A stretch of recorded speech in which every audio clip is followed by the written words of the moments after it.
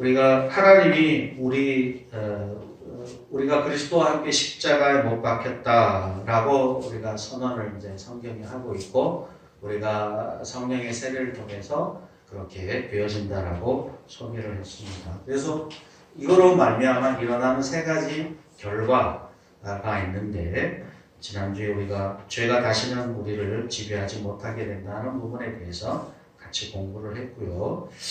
그래서 우리에게 벌어지는 결과가 뭐냐면 이제 우리가 죄와 싸울 수 있게 되었다는 거죠. 그리고 이 죄와의 싸움에서 이길 수도 있게 되었습니다. 이길 수 있게 되었습니다. 근본적으로는 물론 예수님 안에서 싸워야 이길 수 있고, 우리 힘으로는 뭐 이길 수가 없죠. 그래서 우리가 죄의 종이 되었고, 죄에 끌려다녔고, 죄의 지배를 받았는데, 이제 예수님과 함께 싸우기 때문에 우리가 이제 싸워서 이길 수 있습니다.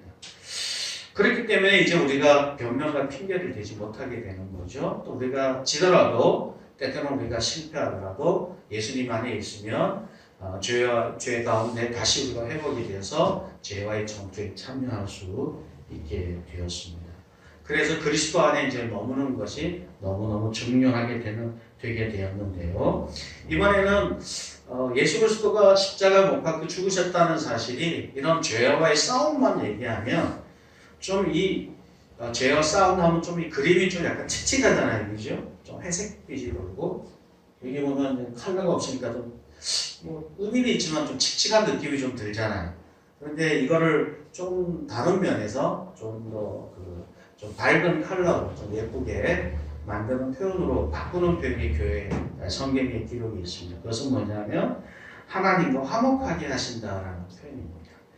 그래서 오늘은 하나님과 화목하게 한다. 죄가 이제 우리를 지배하지 못한다라는 것을 떠나서 하나님과 화목하게 되었다라는 측면을 살펴보려고 합니다. 그리고 이것이 얼마나 중요한 것인지 또 의미가 있는 것인지를 구체적으로 오늘 살펴보려고 하는데요. 하나님과 화목하게 되었다. 뭐 이것이 우리에게 아무런 결과도 없고 영향도 없고 의미도 없으면 이게 별로 성경에서 자주 기록할 이유가 없겠죠. 그런데 성경은 이것을 아주 중요하게 언급을 하고 표현을 하고 있다는 것이죠. 특별히 우리가 오늘 본문의 17절, 18절에 그것을 좀 강조해서 기록을 하고 있습니다.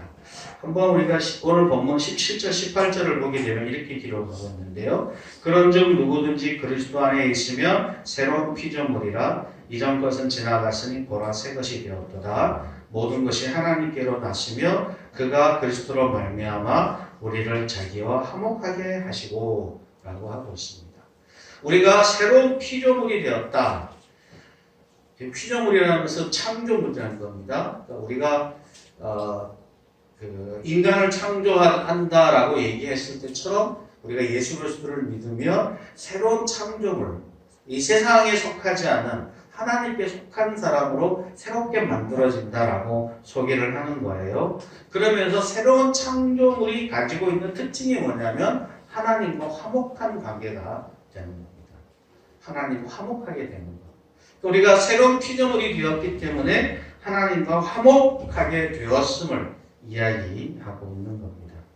그래서 이것을 좀 다른 표현으로 해보면 우리가 이렇게 볼 수 있는데요. 한번 넘겨볼까요?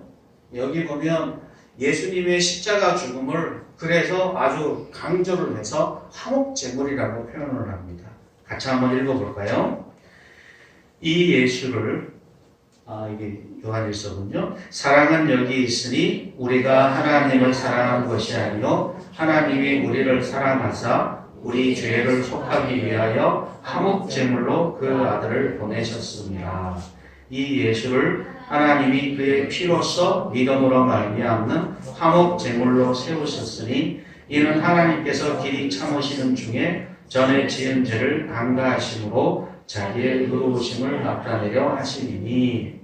자, 여기서 예수 그리스도의 십자가 죽음을 화목제물이라고 표현을 하고 있는 거죠. 그러니까 하나님과 우리 사이가 화목하게 되도록 하기 위한 제물로 드려졌다, 이렇게 소개를 하고 있는 겁니다. 그러니까 예수님의 죽음을 화목제물이라고 표현할 정도로 하나님과 우리 사이가 화목하게 되었다는 말은 매우 중요한 표현이 되게 되는 거죠. 사실 예수님의 죽음을 설명하는 단어가 화목제물만 있는 것이 아니라 다른 표현도 사실 성경에 있습니다. 그 표현이 뭐냐면 대속물이라는 표현입니다. 대속물로. 다시 말하자면 죄를 없애도록 하기 위해서 드려지는 제물이라는 뜻인데, 이게 뭐 마태복음 20장이라든지 마가복음 10장 뭐 이하의 몇몇 구절에서 기록을 하고 있습니다.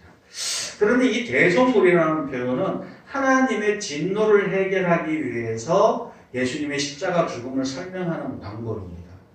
그래서 사실 이것만 자꾸 강조하게 되면 사실 우리가 어떻게 보면 개혁주의에서는 이쪽이 좀 강조점이 좀 많이 있긴 한데, 그래서 우리가 하나님과 우리의 관계를 좀 법적인 용어로 자꾸 설명을 하다 보니까 이것이 좀 너무 과도하게 하나님의 사랑이나 또는 그분의 의도가 좀 많이 가려진다는 느낌이 있습니다.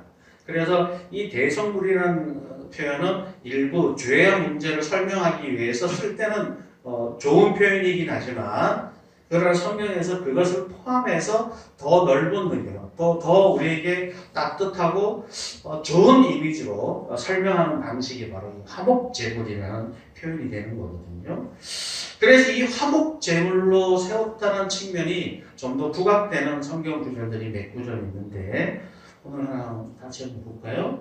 자, 우리 골로새서 1장 20절인데 한번 같이 한번 읽어보겠습니다. 그의 십자가의 피로 화평을 이루사 만물 곧 땅에 있는 것들이나 하늘에 있는 것들이 그로 말미암아 자기와 화목되기를 기뻐하시니라. 전에 악한 행실로 멀리 떠나 마음으로 원수가 되었던 너희를 이제는 그의 육체의 죽음으로 말미암아 화목하게 하사 너희를 거룩하고 흠없고 책망할 것이 없는 자로 그 앞에 세우고자 하셨으니. 자, 이 화목하게 된다는 것은 하나님과 우리 사이가 죄 때문에 이게 너무 멀리 있어서 남남처럼 원수처럼 막 지내게 된 거예요. 하나님이 우리 인간을 만드시고 우리에게 주신 자유와 또 권위와 또 그 특권을 생각해 보면 인간의 죄는 하나님 편에서 배반으로 느낄 정도의 문제가 되는 거죠. 그랬던 우리의 죄를 해결해 준다는 측면에서 대속, 죄를 없애주는 것은 의미가 있지만, 그러나 하나님과 우리 사이가 그냥 죄가 없는 상태에서 서로 따로 떨어져 있어서 그냥 서로 법적인 용어로 관계를 맺는 것은 하나님이 기뻐하지 않는 모습입니다. 하나님은 우리가 좀 더 화목하게, 사실 성경에서는 우리 개역 성경에서는 화목이라는 표현이 있지만 이 단어는 좀 다른 용어로 새로 번역하는 번역에서는 화해라는 표현을 씁니다. 화해한 상태가 되는 것. 이게 이제 중요하죠. 뭐 예를 들어보면 우리가 부부싸움을 했다고 합시다. 부부싸움을 했는데 이제 어느 시간이 지나서 서로의 잘못에 대해서 서로 이해가 됐어요. 그런데 화목하진 않아. 그럼 어떤 상태인지 이해되시죠? 그죠? 가서 밥만 먹고 눈만 슬쩍 마주치고 각자 자기 방에서 알아서 생활하고, 그럼 이게 별로 좋은 그림이 아니잖아요. 서로 이제 죄는 해결됐고 상황은 해결됐지만 그 정도로 우리가 관계를 누린다면 그게 썩 좋은 상태가 아니잖아요. 또 화목이라는 것은 그것이 좀 더 나아가서 같이 즐겁게 웃으면서 기뻐하고 즐거워하고, 오늘 여기 보면 화평이라는 표현인데 화평한 관계가 되는 거, 거기에 평화가 깃드는 그런 관계들을 만들어내는 것이 이제 중요한 목적이 되는 것이죠. 그래서 하나님과 화목하게 된다는 표현은 하나님과 교제하고 사귐이 왕성하게 일어나도록 하기 위해서 그런 일을 했다라고 표현을 할 수 있습니다. 이거를 좀 더 정확히 이해하기 위해서 좀 부정적이지만 이 이야기를 들어보면 이해가 될 수 있을 것 같은데요. 참 이상하게도 박근혜 전 대통령과 일본이 위안부 문제로 합의를 하면서 어떤 재단을 만들었죠?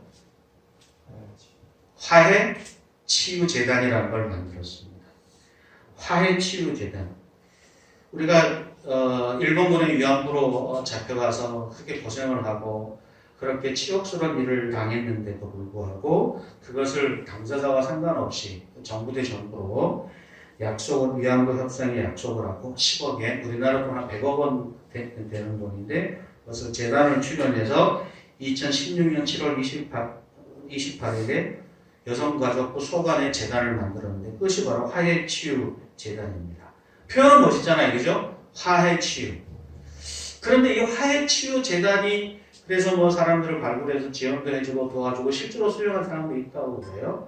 그럼 그런다고 해서 이 문제가 해결이 됐다고 우리는 받아들일 수 없잖아요. 그죠? 이게 고통받고 아픔이 있는 사람들한테 돈 몇 푼 주고 정부 간의 거래로 화해와 치유가 됐다고 말할 수 없잖아요.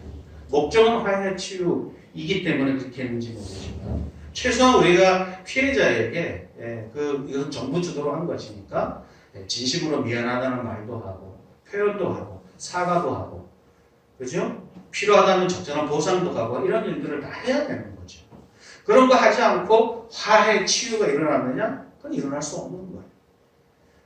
우리가 하나님과 화해됐다고 얘기를 하면서 이 화해를 위해서 하나님과 온전한 교제를 나누고 그 속에 평화를 맛보고 기쁨을 맛보려면 온전한 화해가 이루어지려면 여기에 분명한 문제가 있어요. 그것은 뭐냐면 죄가 해결이 돼야 돼요. 하나님은 우리와 기쁨의 관계를 누리고 서로 소중한 만남을 가지고 교제를 가지고 하나님 안에 있는 기쁨과 평화가 이루어지는 공동체를 하나님과 더불어 인간을 가지기를 기대하셔요. 화해하기를 원하시죠. 화목되기를 원하셔요. 그런데 그렇게 하려면 죄가 해결이 돼야 돼요. 죄가. 그래서 예수 그리스도의 십자가 죽음은 단지 죄를 해결하기 위한 비참한 죽음이 아니에요. 예수님의 죽음은 하나님과 우리가 화해하고 화목한 관계를 누리고 그 안에 평안을 누리고 그리고 그 안에서 하나님 안에서 우리가 훌륭하고 놀라운 하나님 앞에 청망할 것이 없는 자로 성장하고 자라가야 될 위대한 목적을 가지고 예수님의 십자가 죽음이 필요했다라고 하는 거죠. 그래서 그 일을 위해서 화목 제물이 필요했고 그렇게 했다는 것입니다. 그러니까 일본이 큰 돈이죠. 100억이면 적지 않은 돈이긴 하지만 10억인 주고 우리가 책임 다졌으니까 이제 끝났어. 그러면 우리 한국 사람 입장에 볼 때는 끝난 문제가 아니죠. 화해 치유가 일어나지 않았잖아요. 그죠? 대가를 지불해야죠. 죄에 대한 대가를. 그죠? 그래서 하나님과 우리의 관계가 화해되려면 대가를 꼭 지불해야 돼요. 돈 몇 푼이 아니에요. 그것은 예수 그리스도의 십자가 피 흘림이라는 구체적인 대가를 짊어지는 그런 것이 필요했다는 것이죠. 그래서 결과적으로 우리가 화목된 관계를 누리도록 하기 위해서 십자가 죽음이 필요한데 바로 예수님이 십자가에 못 박혀 죽으시고 우리가 거기에 참여함으로 말미암아서 이제 화해할 수 있는 기회가 주어졌고 화해 관계에 들어가게 되었음을 이야기하고 있는 것입니다. 그래서 예수 그리스도의 십자가 죽음은 단순하게 우리의 죄가 없어졌다를 떠나서 하나님과 우리가 화목하게 되는 화해하는 그래서 그 속에서 진정한 하나님이 주시는 풍성한 것들을 받아 누리고 그 속에 기뻐하고 즐거워하는 관계로 가게 되는 거죠. PPT 하나 넘겨볼까요? 여기 보면 우리가 같이 한번 읽어보겠습니다.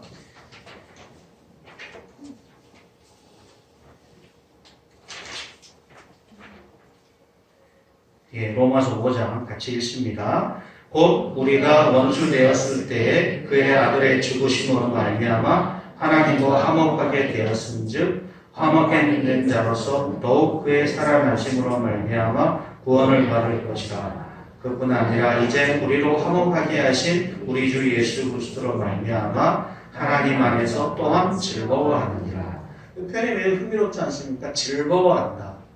그러니까 하나님과 우리의 관계가 이전에는 우리가 죄가 있으니까 불편하고 두렵고 거북한 관계였죠. 또 하나님의 거룩하심과 그분의 말씀 앞에서는 더더욱 그럴 수밖에 없는데 그런데 이제는 우리가 하나님과 화목하게 되어서 그런 모든 짐들을 다 뒤로 제치고 이제 하나님과 화목된 관계로 화해한 관계로 하나님을 즐거워할 수 있는 자로 이제 세워주시게 된 거죠. 그래서 우리는 하나님 앞에 나아갈 때 즐거워할 수 있습니다. 여러분 즐겁다는 표현이 여러분에게 좀 다가오나요? 여러분이 어떤 문제가 생길 때마다 하나님 앞에 왠지 주눅 들고 우리 죄 때문에 우리 연약함 때문에 어리석음 때문에 하나님 앞에 나갈 때마다 내가 뭔가 좀 고려해야 될 항목이 좀 많은 것처럼 느끼잖아요. 그런데 이제 그런 것들을 예수님 안에서 다 내려놓을 수 있게 된다는 거예요. 이거를 히브리서 표현으로 해본다면 내가 예수 그리스도의 피로 말미암아 하나님 앞에 담대히 나갈 수 있게 되었다라고 표현을 하죠. 담대히, 자신 있게, 당당하게. 왜냐하면 그 죄를 예수 그리스도 안에서 해결되었기 때문에 예수의 피 흘림이 우리가 하나님 앞에 당당하게 나갈 수 있는 이유를 제공합니다. 물론 여기는 기본적으로 내가 죄인이라는 고백과 그리고 예수 그리스도와 더불어 함께 갈 때는 그렇게 가능하죠. 우리 자신이 이걸 다 빼버리고 나면 그렇게 당당하게 나갈 수 없습니다. 그러나 예수님 안에서 우리는 이제 하나님 앞에 당당하게 나가서 그분 앞에서 즐거워하고 그분 앞에 기뻐하고 그분으로 말미암은 풍성한 선물들을 받아 누릴 수 있는 사람이 되는 거예요. 그래서 하나님의 은혜가 얼마나 큰지 그분의 긍휼의 크기가 얼마나 큰지를 깨달아서 우리 안에 그로 말미암는 기쁨과 즐거움의 샘을 날마다 마실 수 있게 된 것이다 라고 말할 수 있는 것이죠. 자, 그렇다면 이렇게 하나님과 화목된 사람의 특징이 있습니다. 그러니까 화목된 사람들이 그의 삶에 보여주는 어떤 결과가 있게 되는 거죠. 그리고 그것은 매우 중요한 것인데요. 그것은 18절부터 21절 오는 본문에 소개가 되어 있는데요. 우리가 아까 봤던 18절에 보게 되면 모든 것이 하나님께로부터 났으니 그가 그리스도로 말미암아 우리를 자기와 화목되게 하시고 또 우리에게 화목하게 하시는 직분을 주셨다라고 소개를 하고 있습니다. 19절에도 보게 되면 우리에게 화목케 하는 말씀을 우리에게 부탁하셨다. 다시 말하자면 화목케 하는 말씀을 다른 사람들에게 전하도록 하는 일에 우리를 부르시고 세우셨다라고 얘기하고 있습니다. 또 20절에도 보게 되면 우리가 그리스도를 대신해서 사신이 됩니다. 이것을 사신이라는 표현은 대사죠. 정권 대사라고 보통 얘기하는데 한 나라에서 다른 나라에게 어떤 메시지를 전할 때 대신 전하는 사람을 얘기하게 되는 거죠. 그런 사신이 되어서 다른 사람들에게 하나님의 메시지를 전하는데 하나님과 화목하라는 메시지를 전할 수 있게 되었다라고 이렇게 하고 있습니다. 그래서 우리가 이제 이 역할을 감당하게 됨으로 말미암아 하나님의 의가 되는 사람이 되는 거죠. 우리가 하나님의 의가 되고 그리고 그 역할을 감당하는 사람이 된다고 오늘 고린도후서 5장에 이야기하고 있습니다. 그리고 이것은 단지 우리뿐 아니라 이 세상에 그와 같은 일을 우리가 감당하는 역할을 하게 되는데요. 19절에 보면 그 대상이 곧 하나님께서 그리스도 안에 계시사 세상을 자기와 화목하게 하시기 위해서 우리에게 그와 같은 일을 하신 거예요. 그러니까 하나님이 우리를 화목하게 하신 것은 우리만 화목하는 것이 아니라 모든 세상이 하나님과 화목하는 관계에 두도록 하기 위해서 하셨다라고 소개를 하고 있습니다. 자, 그러면 이제 하나님과 화목하는 이 세상과의 관계를 위해서 부르셨다고 한다면 이것이 성경에 또 다양하게 기록이 되어 있겠죠. 몇 구절을 보면서 그것을 좀 더 살펴보겠습니다. 하나 넘겨보시면 에베소서 2장이 나오죠. 한번 읽어보겠습니다. 그는 우리와 합병이신지라 둘로 하나를 만드사 원수된 것 곧 중간에 막힌 담을 자기 육체로 거시고 법정으로 된 계명의 율법을 폐하셨으니 이는 이 둘로 자기 안에서 한 세 사람을 지어 화평하게 하시고 또 십자가로 이 둘을 한 몸으로 하나님과 화목하게 하려 하심이라. 원수된 것을 십자가로 소멸하셨다. 골로새서 1장 20절 그의 십자가의 피로 화평을 이루사 만물 곧 땅에 있는 것들이나 하늘에 있는 것들이 그로 말미암아 자기와 화목되게 되시기를 기뻐하심이라. 이렇게 기록을 하고 있는데요. 자, 여기서 실제로 우리가 아시는 것 같이 하나님은 그 당시에는 유대교 하나님이에요. 이스라엘이라는 이 민족의 하나님으로 계신 분이죠. 근데 원래는 온 세상의 하나님이시거든요. 그래서 이 유대인들이 하나님을 거절함으로 말미암아 이제 이방인들에게도 복음이 전파되게 되었고 유대인과 이방인의 장벽이 그 당시에 되게 컸는데 이제 그것이 다 뭉쳐서 유대인과 이방인이 서로 화평하게 돼서 서로 한 몸이 되고 함께 하나님과 화목된 관계로 나아가도록 그렇게 바뀌고 있는 것이죠. 그런데 이것은 1세기 교회의 과제였어요. 1세기 교회. 1세기 교회에게 주신 사명이었어요. 바울에게 맡긴 사명이기도 하고. 그래서 1세기 교회는 유대인 교회와 이방인이 서로 하나가 되어서 하나님과 화목하게 하는 관계로 가고, 결국은 더 나아가서는 온 세상의 모든 만물이 하나님과 화목된 관계로 가는 것이 중요하다 말할 수 있게 되는 것이죠. 그러나 시간이 지나면서 이런 유대인과 이방과의 관계가 문제가 아니라 이제는 점점 우리가 살아가는 삶의 자리에서 온 세상이 하나님과 화목되게 하는데 방해가 되는 것들이 너무 많아요. 뭐 예를 들면 19세기에는 노예, 흑인, 피부 색깔의 그런 역할을 했죠. 여러분 아는 바와 같이 각 시대마다 우리는 이 세상을 화목하게, 하나님과 이 세상을 화목하게 하는 역할을 맡기셨는데, 이 19세기에는 놀라운 이 종교개혁 부흥운동이 일어나면서 많은 신앙의 사람들이 점점 이 세상 속에 놀라운 일들을 하게 되었는데요. 영국은 1834년 8월 1일 날 노예 해방을 공식적으로 선포했습니다. 여기에는 윌리엄 윌버포스라는 이 믿음의 사람이 그 역할을 평생 국회의원으로, 올해까지는 국회의원으로 한 20년, 평생 한 40년 동안 열심히 신앙을 받고 이것이 하나님의 뜻인 줄 알고 열심히 수고하여서 그 당시에는 흑인을 상품으로 그리고 일종의 물건으로 취급하던 세상이었는데 아니다. 이들도 하나님이다. 하나님의 자녀다. 하나님의 백성이다. 그들이 하나님과 화목하게 되어야 된다. 라고 해서 그를 한 인간으로, 한 공동체로, 한 교회로 그를 불러서 세우는 역할을 하게 되죠. 미국도 여러 가지 배경이 있지만 1863년 1월 1일 노예 해방을 링컨이 선언함으로 물론 독립운동이 일어나고 많은 과정들이 있고 여전히 차별이 있지만 그러나 기본적으로는 이 모든 것들이 다 해결되는 원리적으로, 법적으로, 그리고 이게 실제로 이루어지는 과정 속에 일어나고 있습니다.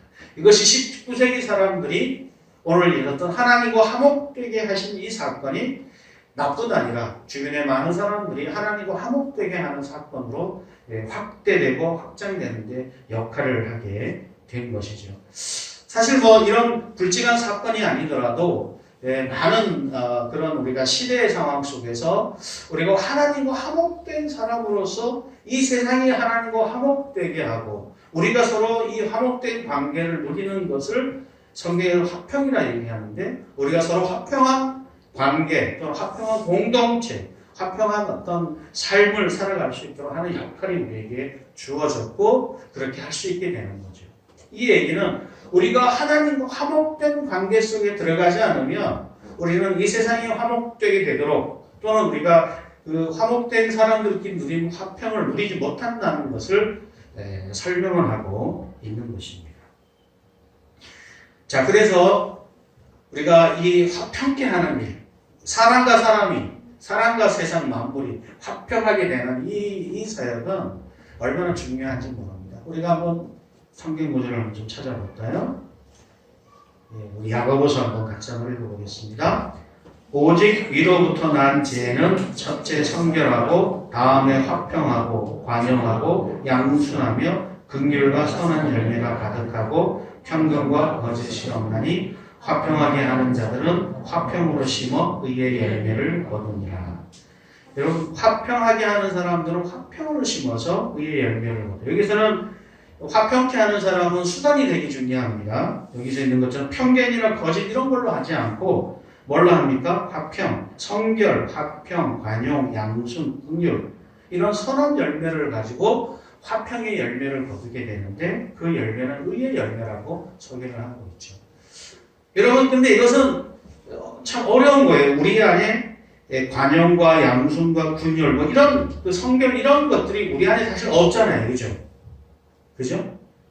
우리가 조금만 서로 갈등이 있고 부부 간에든 자녀 간에든 또는 여러 이 공동체 안에 살아보다 우리가 이렇게 착한 사람이 아니잖아요. 이렇게 착했던 우리가 서로 자존심이 상하고 이익이 걸려있고 하면 갑자기 돌변한 모습을 가끔 보시죠?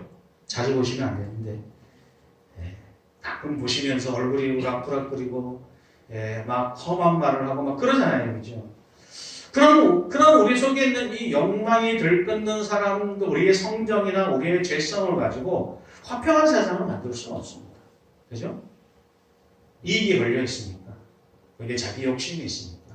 자기 자존심이 걸려 있으니까. 잘 안 되거든요. 어렵습니다.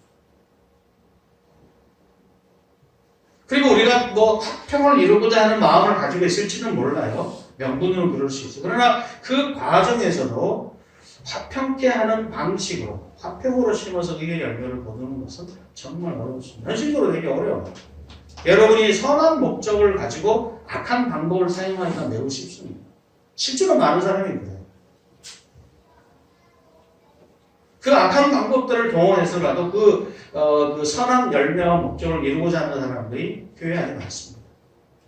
그래서 불법이 난무하죠. 그래서 대형교회들이 대형교회를 유지하기 위해서 악한 방법을 사용합니다.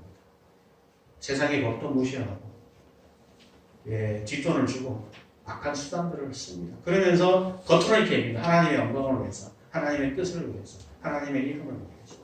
목회자 사이에 대해서 빈번하고 교회 안에서도 빈번하게 일어납니다.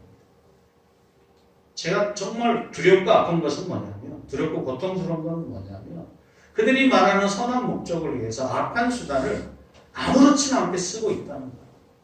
그리고 그걸 조금도 부끄러워하지 않습니다. 여러분, 그것이 공동체 문제일 때만 그런 것이 아니에요. 여러분이 가족 사이 관계는 어떠세요? 부부 사이가 자녀관계가. 여러분이 선한 목적을 가지고 있는 것은 의심하지 않습니다. 그러나 그 선한 목적에 맞는 선한 방법을 쓰는가를 고민해 보셔야 돼요. 여러분, 금방 읽었던 것처럼 화평하게 하는 사람들은 어떻게 의의 열매를 거둔다고요? 화평으로 심어서 의의 열매를. 화평이라는 건 뭡니까? 성결, 화평, 반영, 양순, 긍휼. 이런 선한 열매로 하는 거예요. 편견이나 거짓으로 하는 게 아니다. 하나님께서 하나님의 능력과 권위와 실력과 능력으로 이 세상을 하나님의 의에 심판하시고 하나님의 세상을 만들고자 하면 그게 불가능했겠어요? 그렇지 않아요. 그런 방식으로 그런 하나님의 화평한 세상이, 하나님의 나라가 세워지지 않아요.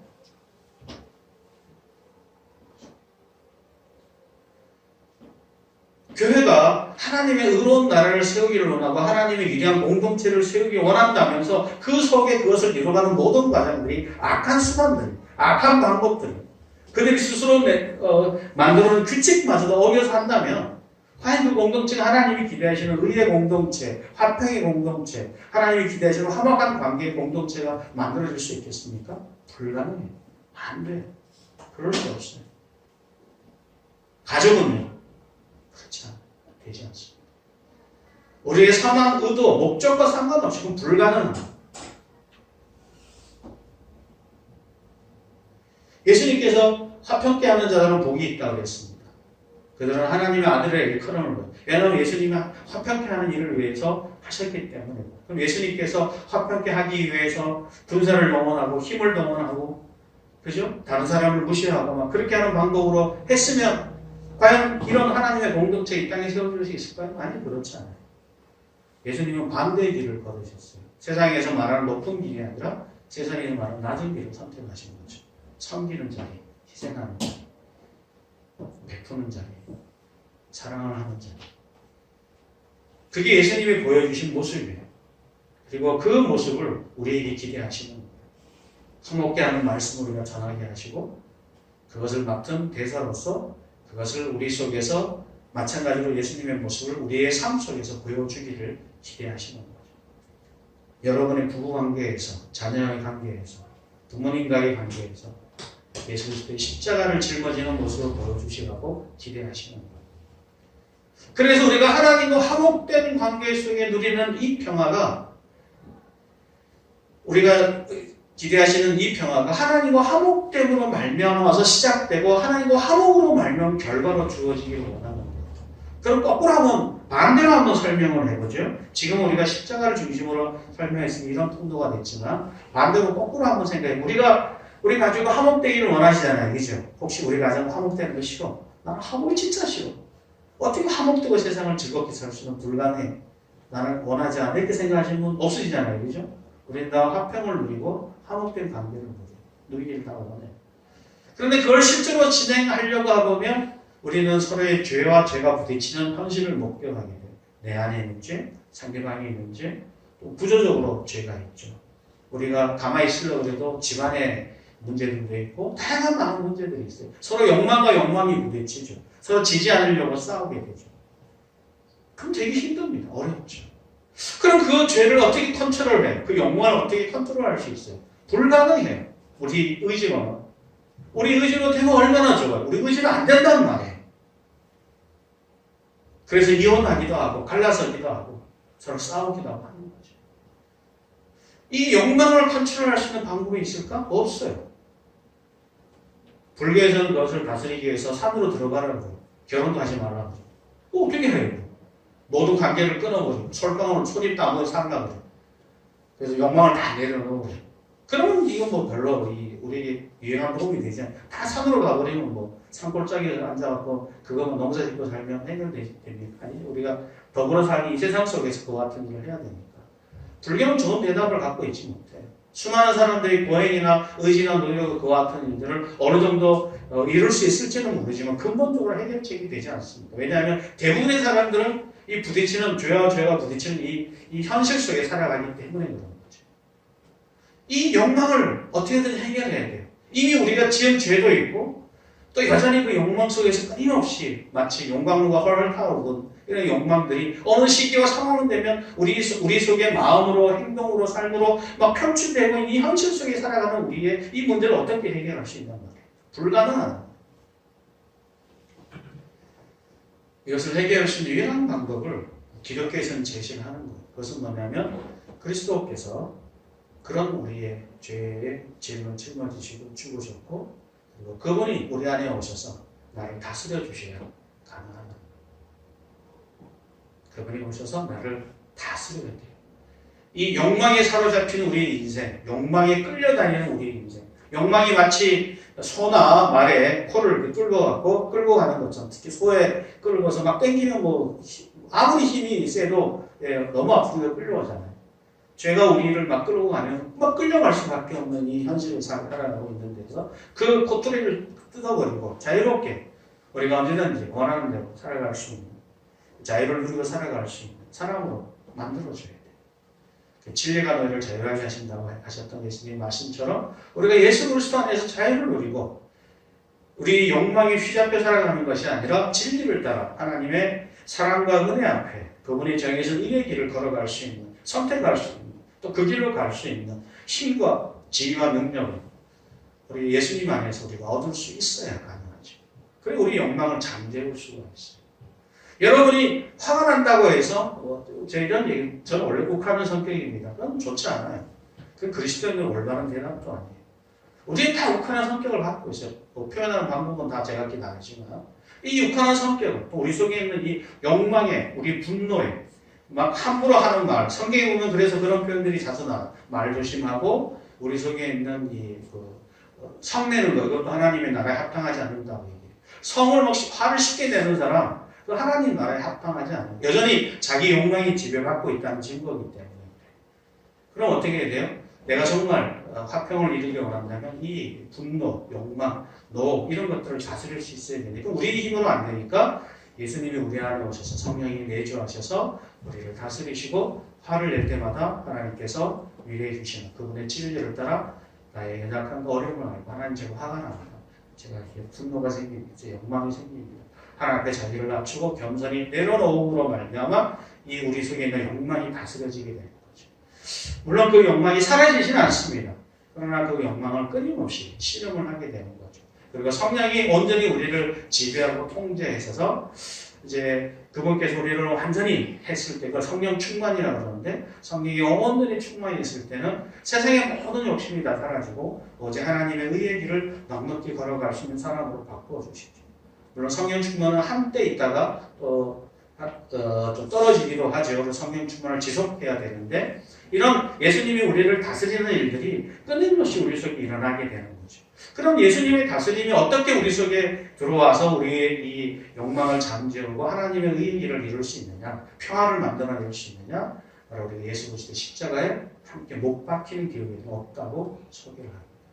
인간의 의지나 혈통이나 우리의 노력과 수고로는 안 된다는 거죠. 그래서 예수 십자가가 중요한 거예요. 제가 이제 거꾸로 말씀드린 거거든요. 순서를 바꿔서.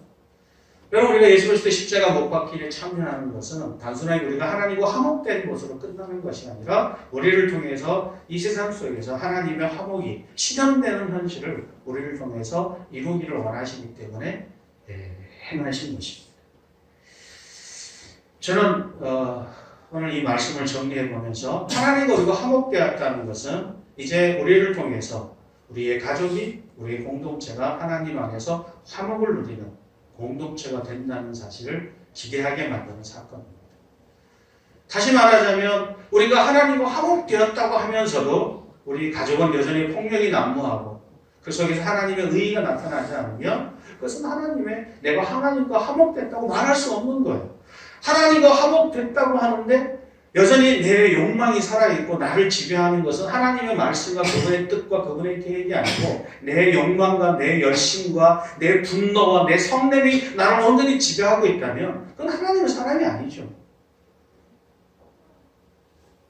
그러면 그 사람 통해서 하나님의 화목이 일어나지 않게 되기 때문에 만약 우리가 그 분노 속에 갇혀 있다면 한번 우리가 다시 점검해 봐야 돼요. 과연 내 안에 예수님이 계신가? 내가 정말 하나님의 사람인가? 부끄러워하셔야 돼요. 슬퍼하시고 아파하셔야 돼요. 근데 내 안에 성령님이 계시면, 내 안에 예수님이 살아계시면 내가 그럴 때마다 나를 부끄럽게 하고 이러면 안 되는데 부끄럽고 수치스럽고 고통스럽게 느끼는 정상이죠. 그리고 그것을 고치려고 하나님의 말씀과 그분의 뜻 가운데 나를 끌어들이고 그래서 여기서 우리 오늘 구절의 제일 마지막에 그 안에서 21절에 보면 하나님이 죄를 알지도 못하신 이를 우리를 대신하여 죄로 삼으신 것은 우리로 하여금 그 안에서 하나님의 의의가 되게 우리가 하나님의 의의가 돼요. 하나님의 의를 행하는 사람 우리가 행하는 삶이 하나님의 의의가 나타나는 사람 자신의 욕망이 아니라 자신의 분노가 아니라 자신의 욕심이 아니라 자신의 정욕대로 사는 것이 아니라 하나님의 의의가 드러나는 사람이 되는 거죠. 시간이 갈수록 하나님의 의의가 더 분명하고 가치 있게 드러나는 확실하게 드러나는 그래서 많은 사람들이 우리의 모습을 보고 야 저는 하나님께 영광을 돌려야겠다고 하라. 그 사람의 의지와 노력의 결과가 아니라 하나님의 함께 하심으로 말미암은 것이기 때문에 하나님께 영광을 돌리는 그런 모습으로 나타나게 되는 거죠. 그것은 공의와 정의가 일어나는 것이고 그것이 우리가 속한 공동체에 마치 바다에 물이 덮은 같이 하나님의 공의가 온전히 드러나는 세상을 만드는 사람들이 되게 될 것입니다. 바로 그 자리에 그리스도인들이 있고 그 자리에 하나님 앞에 굴복한 하나님 앞에 순종하는 믿음의 사람들이 있게 되는 것이죠. 정말 우리가 평화로운 세상, 온전한 하나님의 공동체, 하나님의 위대한 공동체를 꿈꾸고 있다면 하나님의 나라를 기대한다면 이 죄에 대한 문제를 가볍게 여겨서는 안 돼요. 왜냐하면 그것을 실제로 가로막는 것이 바로 죄의 문제고 우리의 정욕에 대한 문제이기 때문에 그렇습니다. 아무쪼록 여러분이 지금 오늘 이 말씀 앞에 다시 한번 겸손히 서서 여러분은 가족들과 화목하게 지내고 있는지 다시 한번 점검해 보시고 혹시 죄의 항목을 마음의 노트에 잔뜩 기록해 놓고 시간이 날 때마다 꺼내서 나아가고 있다면 그것은 화목한 관계가 아니겠죠. 하나님이 우리를 그렇게 대하지 않아요. 하나님은 우리를 대하실 때 우리가 지은 죄를 하나하나 기록해서 여러분에게 제시하고 있지 않습니다. 여러분이 교회에서 일터에서 만나는 사람들을 어떻게 대하고 있는지 한번 점검해 보셔야 됩니다. 죄를 가볍게 여기자는 말이 결코 아닙니다. 사소한 치리, 기호의 생각 차이까지도 죄라는 항목에 집어넣고 심판하고 있는지 그리고 그것에 대해서 지적하고 정죄하고 있는지 점검해 봐야 됩니다. 우리는 다른 사람의 죄를 지적하고 정죄하고 판단하기 위해서 부르심을 받는 것이 아니라 어떻게 하도록요? 하나님과 화목하게 되도록 합평케 하는 사람으로 부르셨다는 것 기억하시고 여러분이 가는 공동체마다 사람들마다 있는 곳 속에서 여러분의 말미암아 화목한 일들이 일어나고 화평케 하는 일이 일어나서 하나님 앞에 온전히 영광을 돌릴 수 있는 넉넉한 열매가 있기를 주의 이름으로 축원합니다. 기도하겠습니다.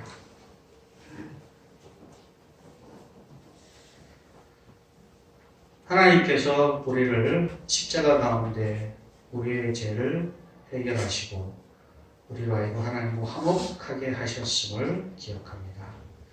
어찌하든지 우리 주변의 사람들과 또 이웃들과 하나님의 이 화목되게 하심을 증거하고 그들이 하나님과 화목되게 하고 우리 안에 화평을 누리는 그런 삶을 살아내기를 소원합니다.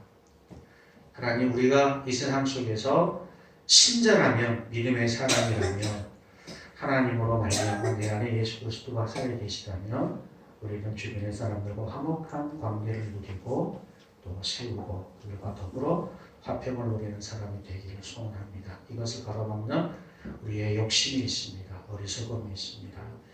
또 우리의 연약함이 있습니다. 하나님, 그것을 예수 그리스도 안에서 능히 감당하여 이겨내므로 하나님이 주시는 놀라운 화평이 우리 가운데 즐거워하고 기뻐하며 하나님 앞에 감사할 수 있는 열매로 나타나도록 도와주시옵소서. 예수 그리스도 이름으로 기도합니다. 아멘.